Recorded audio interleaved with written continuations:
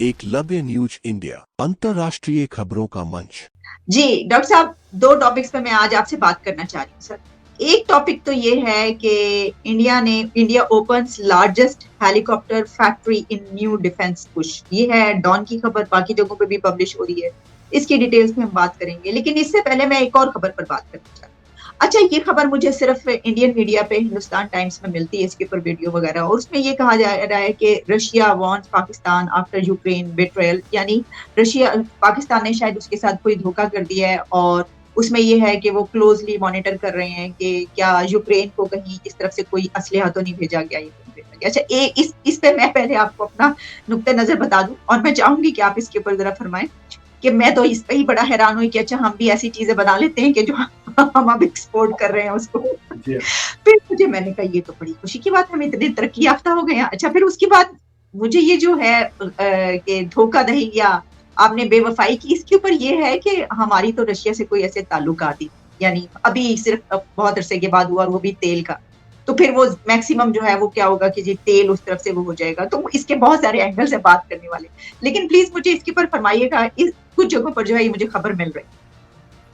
तो आपकी ये बात तो बिल्कुल दुरुस्त है कि सिवाय इंडियन मीडिया के कोई इसको कवर नहीं कर रहा, तो इंडियन मीडिया में ही काफ़ी इस पे तवज्जो है। दूसरी चीज़ ये है कि मैंने उन खबर को पढ़ी है, और मेरे ख्याल से there are two things going on news reports में। एक रिपोर्टिंग चल रही है, दूसरी इंडिया की एक नैरेटिव चल रही है। मुझे थोड़ा सा शक है कि कहीं डिले हो गया। I think this was to be timed with आपके फॉरेन मिनिस्टर की ट्रिप टू रशिया। सोचिए अगर बिलावल भुट्टो रशिया में मॉस्को में पहुंचकर मदद मांगते हैं कि भाई हमको तेल थोड़ा सस्ते में दे दें, provide us with some benefit, और ये मीडिया में ब्रेक हो रही होगी news, it would have been a source of great embarrassment to him.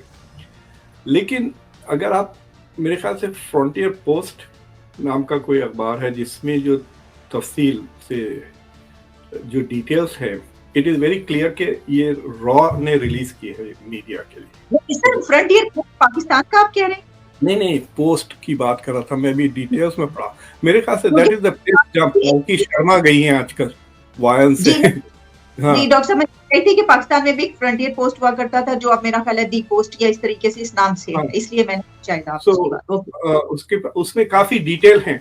तो उसमें ना सिर्फ उन्होंने आइटमाइज किया है कि पाकिस्तान ने क्या बेचा है, यानी फॉर एग्जांपल वो जो मोटर के शेल्स हैं वो शेल्स बेचे, बेसिकली एम्यूनिशन सप्लाई कर रहा है, और उसके बदले पाकिस्तान को क्या मिल रहा है यूक्रेन से। मिसाल के तौर पे पाकिस्तान के पास यूक्रेन के 320 टैंक्स, तो उसकी जो सर्विसिंग और मेंटेनेंस का जो कॉन्ट्रैक्ट है $86 मिलियन का, वो भी पाकिस्तान को मिल रहा है in exchange for selling these weapons.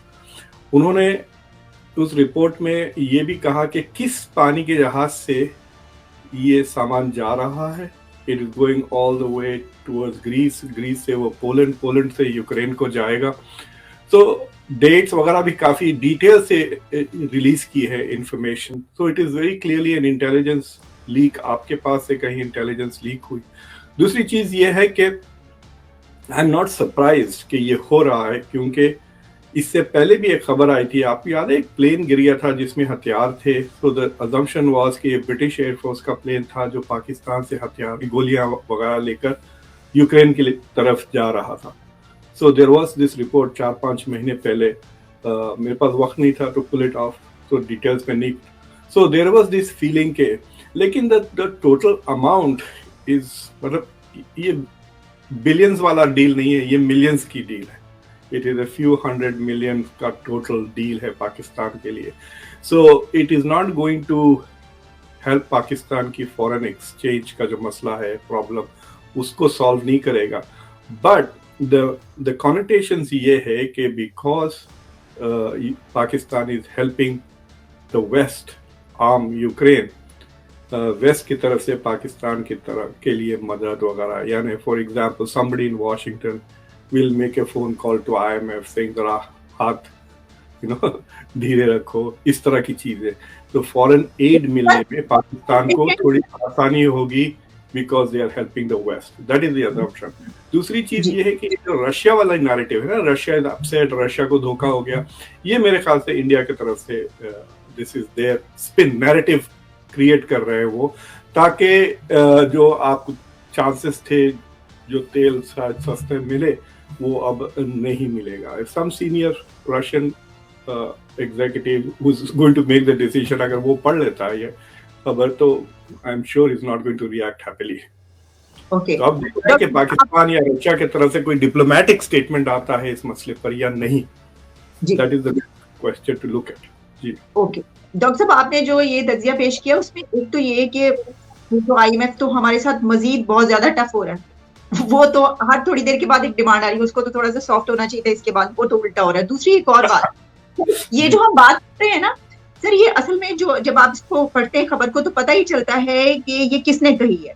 ये कहा गया है Russian ambassador to India Denis Alipov, उन्होंने एक कॉन्फ्रेंस हो रही थी जिसका ये इसके अंदर वो कोट किया गया है कि उस कॉन्फ्रेंस में उन्होंने ये बात की कि हम बहुत क्लोजली मॉनिटर कर रहे हैं। तो रशिया ने पाकिस्तान को तो कुछ भी नहीं कहा, यानी या तो पाकिस्तान के पे कहते, यानी वहां पर अगर कॉन्फ्रेंस हो रही है तो ये वाली बात करना तो ये अजीब सी बात है। अच्छा सर, इसमें एक और बात ये भी है कि अगर आप देखें वेस्ट और बहुत सारे कंट्रीज ऐसे हैं जो ऐसा काम कर रहे हैं, और अगर अब हम रशिया की बात कर लें तो अगर हम पास में जाएं और अभी तक देखें तो बहुत सारे ऐसे रहे इवेंट्स दुनिया में और मौके के, उन्होंने भी ऐसा काम, यानी दूसरों को जो है वो असलहे की जो बात की जा रही है हो रहा है।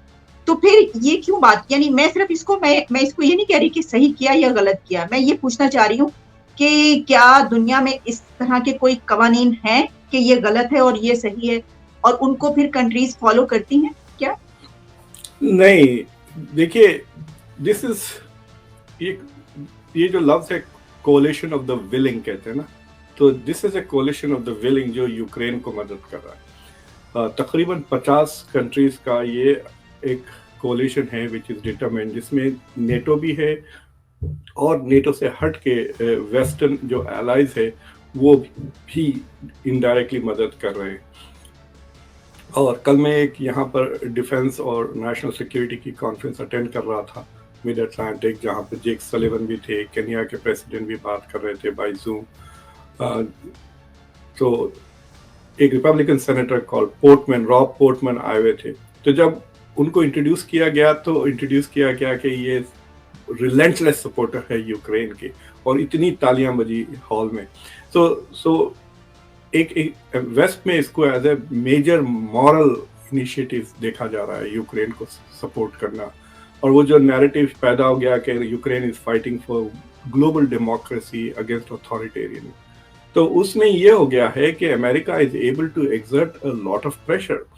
आपने ये भी खबर सुनी होगी कि यूक्रेन के एक senior member of the parliament ने डिमांड किया कि अमेरिका इंडिया पर सेकेंडरी सैंक्शंस लगाए, क्योंकि इंडिया रशिया से तेल खरीद रहा है, रशिया को रेवेन्यू मिल रहा है, इंडिया का भी फायदा हो रहा है, रशिया का भी फायदा हो रहा है, और वो रिफाइंड ऑयल वापस वेस्ट को भी आ रहा है इंडिया से। तो वेस्टर्न ऑयल सप्लाईज कट नहीं हो रहा है इसकी वजह से।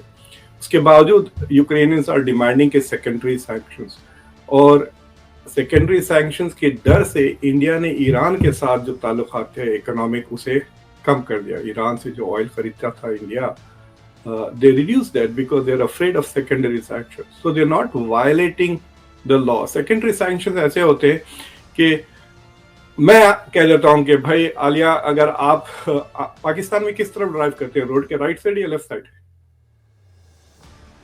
सॉरी सर, पाकिस्तान में राइट साइड ड्राइव करते हैं रोड के या लेफ्ट साइड ड्राइव करते हैं? लेफ्ट साइड जी। हाँ, तो मैं कहता हूँ आलिया, अगर आप राइट साइड ड्राइव करेंगे तो मैं आपके शो पे नहीं आऊंगा। तो आप कह रहे हैं जहाँ झक मरा है, हु केयर्स, बहुत दूसरे एनालिस्ट को मैं, बट लेट्स से कि you want me on the show again and again, तो ये कहेंगे यार खान साहब बहुत मुश्किल है, यहाँ पे सब लेफ्ट पे ड्राइव कर रहे हैं, मैं कैसा राइट पे ड्राइव करूँ?